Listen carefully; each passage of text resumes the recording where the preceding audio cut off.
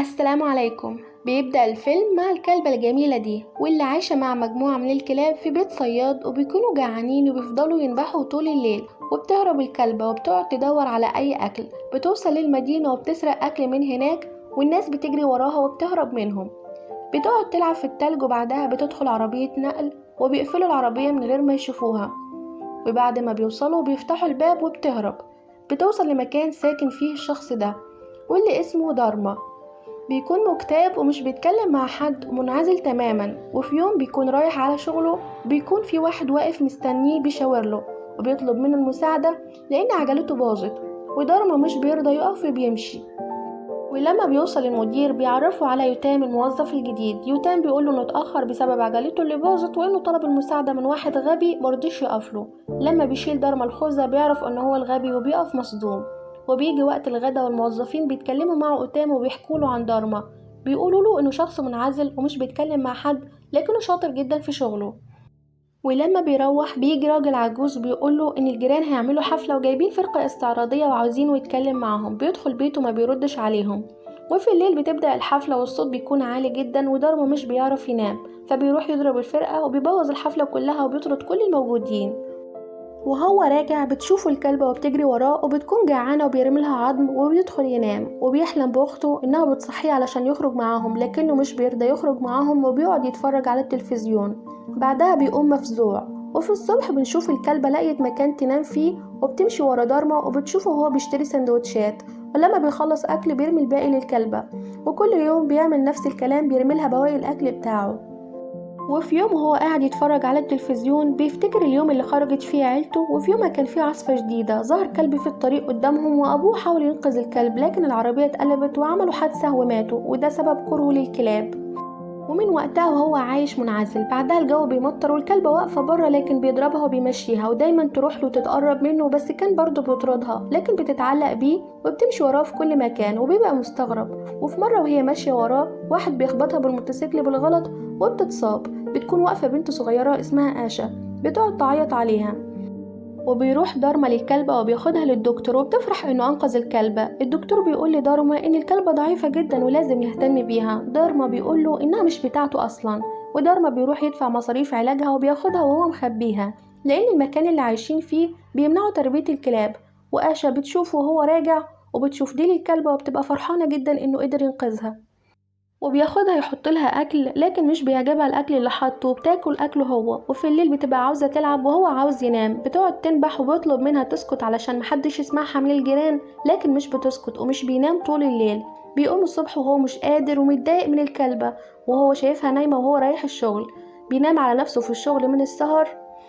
ولما بيروح الكلبة بتجري عليه وبتحضنه، وبيتصدم لما بيشوف الشقة متبهدلة، فبيقرر ياخدها جنينة ويسيبها هناك. وأول ما بيرجع البيت بتجيله آشا وبتقوله عاملة لك مفاجأة، بترجع له الكلبة تاني، وبيعرفوا بوجودها كل أطفال المنطقة. دارما بيتصل بالدكتور علشان يشوف أي حد يتبنى الكلبة، بس بيوافق لكن بشرط انه يهتم بالكلبة ويأكلها كويس لانها ضعيفة، وبيقعد يتفرج عليها وهي بتاكل اكلها واكله، وبتقعد قدام التلفزيون وهي مبسوطة. وبعدها الدكتور بيصور الكلبة علشان يعرضها للتبني. بعدها بكام يوم بيتصل بدارما علشان في واحدة ست عاوزة تاخد الكلبة.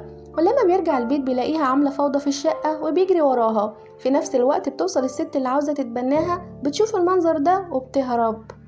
وبعدها الجيران بيتجمعوا وبيقولوا له لازم يمشي الكلبة من بيته. دارما بيتعصب وبيقول لهم انه حر في بيته وهيربي الكلبة غصب عن اي حد، والكلبة بتبقى مبسوطة وبتقعد تطبطب عليه. بعدها بيتصل تاني بالدكتور علشان يشوف حد يتبناها، وبيقوله الدكتور علشان حد يتبناها لازم يطلع لها رخصة. وتاني يوم فعلا بياخد الكلبة وبيروح مركز رعاية الحيوانات. وبيقابل المسؤولة هناك اسمها ديفيكا، بتسأله عن اسم الكلبة فبيقولها مش بتاعته، فبتكتب اسمها 3 سبعات وبتديله كتاب لرعاية الحيوانات الأليفة ومعاها الرخصة. بياخد الرخصة وبيرمي الكتاب والمسؤولة بتشوفه. وتاني يوم في الصبح الكلبة بتصحيه لميعاد شغله، وبعد الشغل بتروح له ديفيكا البيت ومعاها زمايلها، وبتقوله انهم جايين من مركز تدريب الحيوانات علشان يطمنوا على الكلبة. ولما بيدخلوا مش بيلاقوا اكل للكلبة. دارما بيقعد يدخن وبتطلب منه انه ما يدخنش علشان صحة الكلبة، وبيتضايق من كلامها. فالكلبة بتجري ورا زمايلها وبتكسر صورة ممثل بيحبه دارما اسمه تشارلي. بيزعل بس بيقرر يسمي الكلبة تشارلي. ولما بيمشوا ديفيكا وزمايلها بتجري وراهم تشارلي، بيروح وراها دارما لكن بيقع وبيغمى عليه. وبتجري عليه تشارلي وبتفضل تنبح، والإسعاف بتيجي تاخده، وتشارلي بتجري ورا عربية الإسعاف بكل قوتها علشان تروح معاه وما تسيبوش لوحده. وفي المستشفى الدكتور بيطمن دارما بس بينصحه يبطل تدخين، وفجأة بيسمعوا الكلبة بتنبح بره، والموظفين بيقولوا له إنها كانت بتجري ورا عربية الإسعاف، وبتصعب على دارما وبيعرف إن الكلبة اختارته يكون هو صاحبها.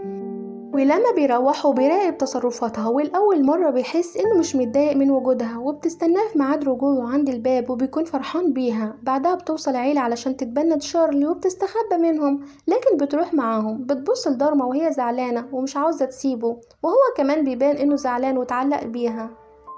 وتاني يوم بيروح يشتري أكل، لكن ما بيكونش ليه نفس وبيكون متعصب جدا في شغله. وبعد كده آشا بتروح له وبتديله رسمة عملتها له هو والكلبة، وبتطلب منه يوريها لتشارلي وبتمشي. بعدها بيروح للناس اللي اتبنوا تشارلي علشان يديهم الرخصة، وبيتصدم لما بيشوف تشارلي عمالهم فوضى ومبهدلة الدنيا ومش عاوزة تقعد معاهم. وأول ما بتشوف دارما بتجري عليه وبتحضنه وبياخدها على الموتوسيكل وبيروحوا البيت. وبتروح لهم آشا وبيعملوا سلسلة باسمها وبيلبسوها لها وبيحموها، وبياخدها بعد كده يفسحها. ولما بينشغل عنها في البيت بتبقى عاوزاه يلعب معاها ويسيب شغله ويفضل يلعب معاها، وزمايله بيلاحظوا انه بقى هادي ومرح وبيستغربوا سبب تغيير شخصيته. وفي مرة بيعمل مفاجأة لتشارلي وبيعمل لها كرسي جنبه على الموتوسيكل، وبتفرح جدا وبتجري تركب هي وآشا وبياخدهم علشان يفسحهم. ولما بتشوفه تشارلي تعبان من الشغل بتمسك ايده علشان يوقف شغل، وبيفهمها وبيقوم يجيب لها تيشيرت زي اللي لابسه، وآشا بتقعد تصورهم. ولما بيرجع البيت آشا بتقوله انها علمت تشارلي حركة جديدة، ولما بتطلب منها تواري الحركة لدارما مش بترضى، وبتزعل آشا وبتمشي. وبتحس تشارلي ان دارما زعلان فبتحضنه وهي بتعيط. وتاني يوم بتبقى نايمة قدام الباب ومش بترضى تقوم، ولما بيرجع بيلاقيها لسه نايمة وتعبانة وبياخدها للدكتور. ولما بيكشف عليها بيقوله ان تشارلي عندها كانسر وفي المرحلة الأخيرة، وبيزعل عليها دارما. ولما بيروحوا بيقعد يعيط، لكنه بيشوفها وهي بتتفرج على الجليد وفرحانة. بيفهم انها عاوزة تتزحلق على الجليد، وبعدها بيمسك صورة اهله وبيبص لتشارلي اللي بقت مالية كل حياته، وبيقول لها انه هياخدها رحلة، وبتفرح جدا وبيجهز كل الحاجات اللي هيحتاجوها في الرحلة. بتودعهم آشا وبتقولهم ما يتأخروش علشان تشارلي بتوحشها. بيوصلوا للشاطئ، وبعدها الدكتور بيبعت مقطع فيديو لتشارلي، وبيعرف ليه كانت خايفة جدا لما الدكتور ادالها الحقنة. وبيعرف من الفيديو انه صاحبها ادالها الحقنة اللي جابت لها الكانسر، وبيعرف اسمها الحقيقي كيتون. ولما بيناديها باسمها بتبصله وبتخاف منه وبتستخبى. بيقرر دارما انه ينتقم لها، وبيعرف عنوان صاحبها وبيروح له. بيلاقي كلاب تانية كتير وبيضربوا علشان تشارلي، وبيبلغ الشرطة علشان الكلاب اللي حابسها. وبعدها ديفيكا بتقابل واحد من جيران دارما وبتسأله عن معاملته للكلبة، فبيقول لها انه شخص عصبي جدا واكيد بيعملها وحش. وبيوصل لها اتصال ان في شخص ماسك كلاب كتير وطالبينها، وبتعرف من جهاز التتبع ان دارما هناك وبتفتكر ان هو اللي ماسك الكلاب. ولما بتوصل بتلاقي الشرطة قابضة على شخص تاني وواخدوا كل الكلاب، وبتشك ان دارما شريك للراجل ده، فبتقرر انها تراقبه علشان تاخد الكلبة منه. وبعدها دارما بيروح الفندق علشان يباتوا فيه، لكن مش بيرضوا يدخلوه علشان معاه كلبة، فبيضطر يعمل نفسه أعمى والكلبة بترشده للطريق.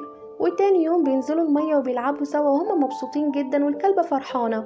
وبعد كده بيروح علشان يشتري أكل من السوبر ماركت، وتشارلي بتشوف فار وبتجري وراه، وبيجري وراها دارما وبتوقع فازة ورد على عربية شرطة واقفة، والشرطة بتاخدهم القسم، وديفيكا بتروح لهم وبتدفع لهم غرامة للإزاز اللي اتكسر، وبيخرجوا من القسم. وديفيكا بتركب معاهم علشان ما تسيبش الكلبة لوحدها، لكن بيوصلها اتصال من زميلها ان دارما هو اللي ضرب الراجل وبلغ عنه. وبتشوف علاقتهم الحلوة وحب الكلبة لصاحبها. وتاني يوم تشارلي بتشوف ناس نازلين بالباراشوت وبتفرح وبتقعد تتنطط، وبيفهم دارما انها عاوزة تعمل زيهم وبيقرر يركبها باراشوت. ودارما بيخاف من الاماكن العالية، لكنه بيعمل كده علشان يفرحها. وهما مروحين بيلاقي شعر تشارلي بيقع وجلدها كله مصاب، وبيعرف انها في اخر ايامها. بيبصلها وهو حزين جدا لان اعز صديقة ليه هي كمان هتموت. وديفيكا بتقرا تقرير تشارلي وبتعرف مرضها، وبيحكي لها دارما ان تشارلي بتحب الايس كريم، ولما كانت تشوف التلج في التلفزيون بتفرح وبتقعد تتنطط. وعرف انها عاوزة تتزحلق على الجليد، فقرر انه يجيبها ويحقق لها الامنية قبل ما تموت. وديفيكا بتقرر انها تقعد معاهم وما تسافرش، وبيوصل صحفي زميل ديفيكا وشغال في مجلة مشهورة وجاي علشان يكتب عن قصة دارما وتشارلي وازاي اختارته علشان تغير حياته، وبتسلم عليهم ديفيكا وبتودعهم وبتمشي. وتشارلي ودارما بيرجعوا، لكن وهما في الطريق الموتوسيكل بيتعطل وبيقف لهم واحد بالعربية اسمه فامسي وكلب معاه تاني اسمه داروبا، وبيتعرفوا على بعض وبياخدهم معاه لبيته. وبيحكي له فامسي ان مراته اللي جابت له الكلب دي هدية قبل ما تسيبهم، ومن وقتها وكاروبا بقى كل حياته. وتاني يوم بتلعب تشارلي مع كاروبا وبياكلوا سوا، بتقعد تتفرج عليه وهي مبسوطة. ولما بيروحوا يتفسحوا بيلاحظ دارما ان اثار المرض انتشر اكتر على جلد تشارلي، وبيجهز نفسه علشان يمشي. وكاروبا زعلان لان تشارلي هتمشي وتسيبه، وقبل ما يمشي فامسي بيديله دعوة للمشاركة في عرض الكلاب وبيطلب منه انه يحضر علشان تشارلي. بعدها بيحضروا مسابقة الكلاب وبيشترك فيها، وبيتفاجئ لما بيلاقي ديفيكا عضو في لجنة التحكيم وبيتفرج على عروض الكلاب وهو منبهر. ولما بتشوفهم ديفيكا بتشاورله، لكنه بيكون قلقان لانه عمره ما درب تشارلي على اي حاجة. ولما بيجي دور تشارلي بتجري وبينادي عليها دارما، لكن مش بتسمع كلامه، ولجنة التحكيم بيزعقوا معاه وبيقولوا له ما يضيعش وقتهم. وبيتعصب على تشارلي وبيروح يقعد على الارض، وبتخبي وشها في ايديه علشان ما يزعلش منها. وبعدها بيعمل نفسه اغمى عليه وبتروح له وبتقعد تفوق فيه، والناس منبهرة بذكائها ووفائها لصاحبها. وبعدها بيقوم يعالي الحاجز وبيقف في الناحية التانية. بتفهم ان دارما عاوزها تروح له وبتجري وبتنط على الحاجز العالي وبتروح تحضنه، وكل الموجودين بيقفوا يسقفوا لهم وهم مبهورين بالعرض بتاعهم. وبعد فترة فلوسه بتخلص وما بيقدرش يجيب علاج لتشارلي، فبيقرر يبيع الموتوسيكل بتاعه وهو حزين، وبيطلب من تشارلي تنزل لانه ما بقاش بتاعهم، وبتنزل تشارلي وهي زعلانة. وفي الليل بتتعب تشارلي ودارما بياخدها الحكيمة عجوزة، وبيعرف ان تشارلي حامل فبيقعد يبكي عليها، وبتعالجها الحكيمة. وبعد كام يوم بتبقى كويسة، بياخدها وبيخرجوا مع بعض وبيسألها بتحبه قد ايه، فبتجري تحضنه وهي زعلانة وخايفة.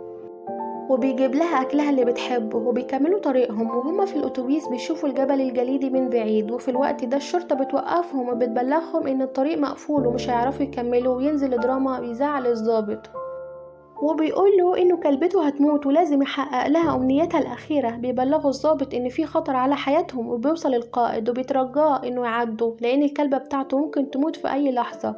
بياخدوا القائد وبيقول له انه عارف قصتهم وقد ايه رحلته مهمه عند تشارلي. والقائد بيقول له في رحله لكشمير طالعه بكره وممكن تروح معاهم وهتلاقي التلج في كل مكان. دارما بيساله انت تعرفنا منين، فبيديله مجله وعليها صورتهم وانه بقوا مشهورين وكل الناس عرفت قصتهم. ولما التعب بيشتد عليها بياخدها على ظهره من غير ما حد يشوفهم، وبيروحوا جبل التلج. وبتفضل تلعب تشارلي بالتلج زي ما كانت بتحلم، وبيفضل دارما يلعب معاها وهو مبسوط انه قدر يعمل لها اخر حاجة كانت بتحبها. ولما بيرجعوا بينام وبيحلم ان هما روحوا البيت واشا استقبلتهم. بعدها بيصحى من النوم بس مش بيلاقي تشارلي جنبه، وبينده عليها ما بتردش، فبيروح يسأل عليها كل الموجودين لكن ما بيلاقيهاش. بيروح يدور في الغابة وبيشوف اثار رجليها على الجليد، وبيلاقيها عند كوخ مهجور. وبتبص له وهي خايفة وبيكون قلقان عليها، وبيقول لها انه بيحبها جدا وكان نفسه ينقذها، وبيبكي وبيترجاها انها ما تسيبوش لوحده. وتشارلي بتبص عليه وبعدها بتغمض عينيها وبتموت. وبيقعد يصرخ بأعلى صوت وبيفتكر مواقفهم مع بعض وازاي قدرت تعوضه عن غياب عيلته وطلعته من الوحدة اللي كان عايش فيها. وهو بيعيط بيسمع صوت جاي من الكوخ، ولما بيدخل بيتفاجئ بجرو صغير لسه مولود شبه كاروبا. وبيعرف ان تشارلي ولدتها قبل ما تموت علشان ما تسيبوش لوحده، وبيسميها تشارلي على اسم امها.